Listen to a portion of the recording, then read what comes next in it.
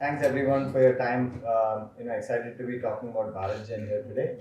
BharatGen is a little bit different. We can go to the next slide. BharatGen is a little bit different in that we are actually a non-profit Section 8 company that's entirely government funded. And we actually chose to go down this route because we said that we wanted to create a platform. We didn't just want to create models. We actually wanted to create a platform for AI. By the way, is everybody able to hear me? Yes. Okay, great. So we wanted to create a platform for AI, a platform for India to build AI, and to actually have an ecosystem of people and builders that can come together to do something for India. Um, all right, great. And so in doing that, we actually took an unusual approach in that we brought together an academic consortium as well as sort of a more traditional industry approach. We have a strong engineering team across, from all the major IITs and institutes, but also the major companies. And we have over 50 people, that are working to build this AI. We've already built over the last year at an interesting level of scale. Several petabytes of data, trillions of tokens. Trillions of tokens. Is that the clicker? That's the mic. Sorry. So trillions of tokens of data, and really learning to build at a level of scale that's needed to be building in India. And what's key to the way we're working is all of this consortium, right? So we've got all of these academic members because in order to do and build AI at scale, you need both the research and the development, right? And these academic consortium affords us the research talent that allows us to build, and it also allows us to distribute our research across all of India, right? And this is the current list of consortium members we have, and we continue to grow that group of researchers, across from where we are at. Now, why BharatGen? It's an important question to ask. There's ChatGPT, there's Gemini. What do we even think about at BharatGen? And there's three things I'll call out for you. We think a lot about sovereignty, we think a lot about Indianness, and we think a lot about accessibility. And you've heard some of these being referenced through the conversations today. Sovereignty is the guarantee that you will always have access to a technology as important as artificial intelligence, right? Which is to say that somebody has a bad day at the other end of the planet and decides to put another 100% tariff on you, right? Doesn't sort of price you out of that AI game. And this is critical because if you believe that AI is something that will be imbued into everything that we do, all walks of life, then it's really important to ensure that we have supply security at this time. The other aspect of sovereignty is ensuring that you actually know what has gone inside the AI that you run, inside your government, but inside your company as well, right? So that guarantee that you understand everything that's gone in is important. And that ability to actually service your AI is just as important, which means that it's not just a black box open waste model, but it's something where when it's 2 a.m. and something is wrong, you can actually call somebody and say, the model is not doing what I expected it to do. How do we fix it? So that's sovereignty for you. The second thing we think a lot about is Indianness. What is Indianness? We think a lot about language, of course, and we think about dialects as part of Indianness. But we also have to think a lot about culture and perspective. Right? Culture is important. Culture is the way we live our lives. Culture is, what is family? Right? What is the definition of family in India versus what is the definition of family in other parts of the world? Right? And it's not to say that the models available don't represent a view of the world, but we need models that represent our view of the world. The third thing is perspective as part of Indianness. We have our own view on the world. We have our own view on,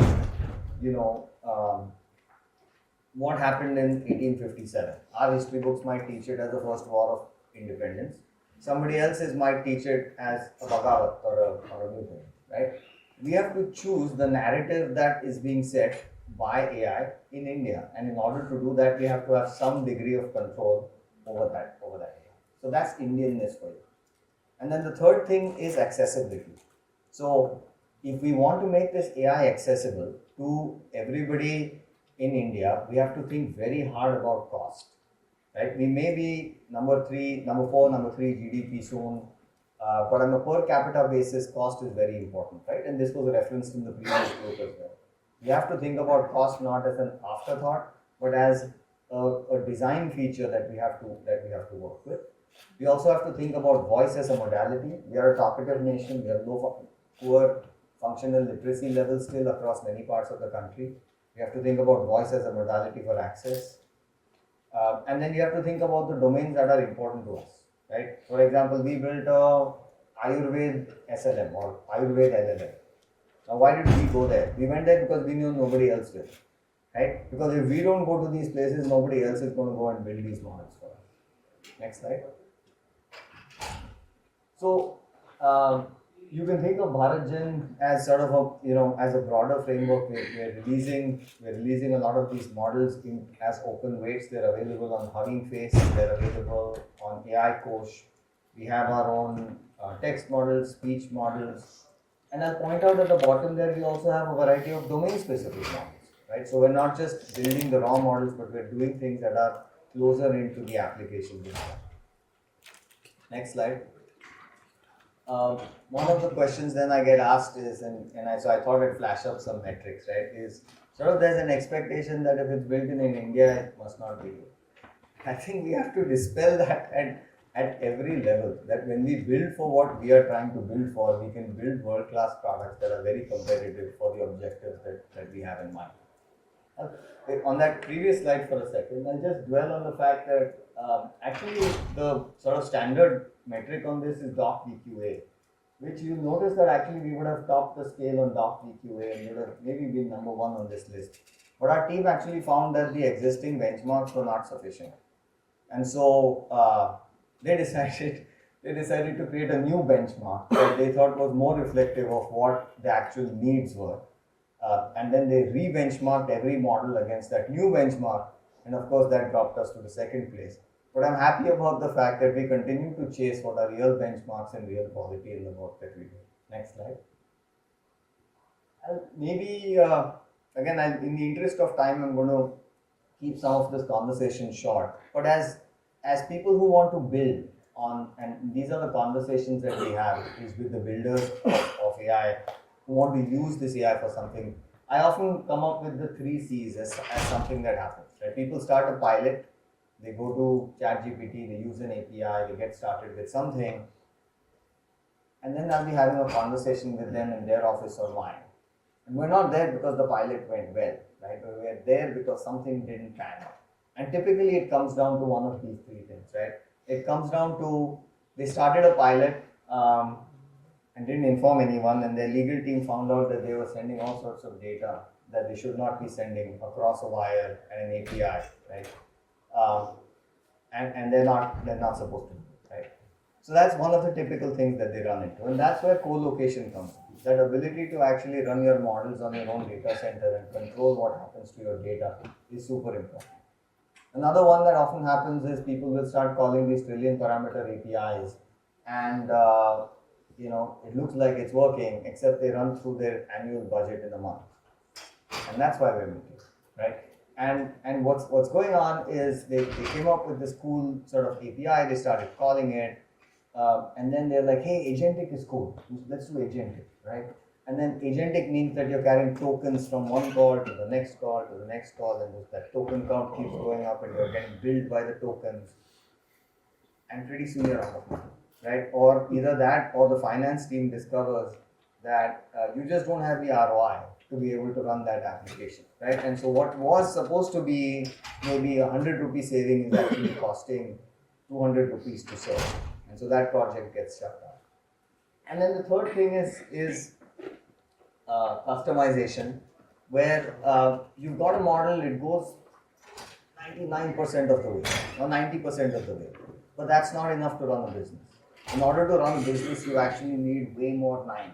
And anyone here who's run a business will tell you that it's not enough that it works 99 or 100 times. You need 99.99, or depending on what your business case is. And that's simply not possible without doing the customization that's needed.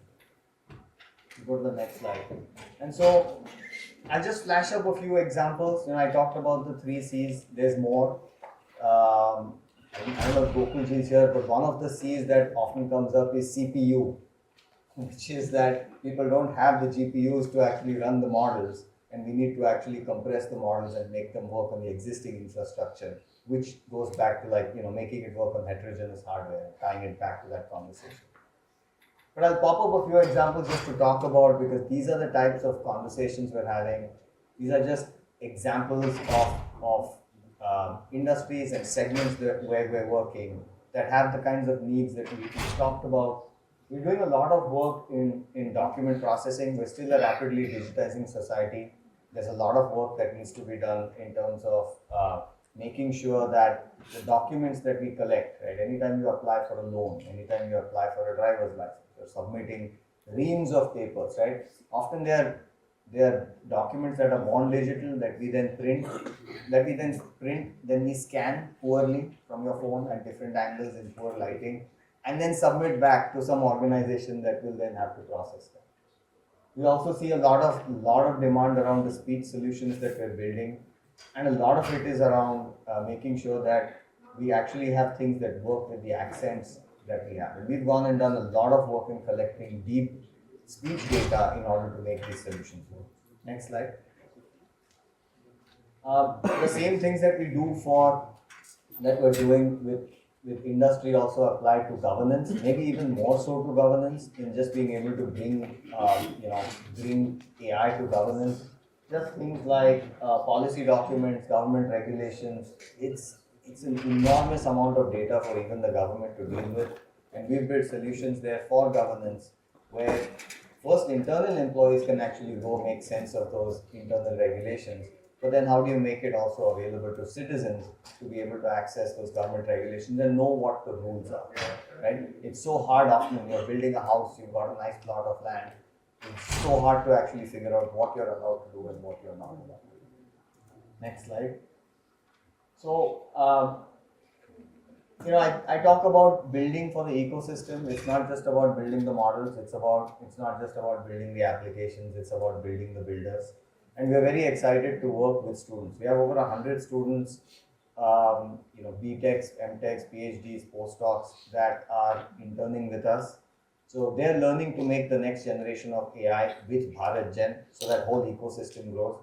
I often joke that I may lose another, out of every 100, I may lose 30 to the US or Australia or England, but there'll be 70 that will be left here who will be building in India, and that's part of building for that future. We put a lot of our work in the open, and I think that's what also enables for that building to happen. We do hackathons. We have models out there, so we encourage students to come and play with us. Do contact us if anybody here is interested. We go to the next slide. And that's just sort of what we've done in terms of just bootstrapping and getting a company going over the last year. We have a lot of interesting things in the pipeline that we're doing in terms of language, model sizes, so that we can actually have a suite of models that can meet different needs at different sizes, at different cost factors, at different hardware profiles. And that's really important to us as well. And then doing the domain specific work, so that if you're working in the legal domain, I think there was a reference to that in one of the panels where, legal is a domain where, judges, lawyers, plaintiffs, defendants, everybody needs that kind of thing. By the way, the sort of secret or the well-known secret in the legal industry is everybody is using an LLM, right? It's not just the lawyers, the judges are using them too. So if we can actually create something that's based on, our own legal system, I think it will be super helpful. Next slide.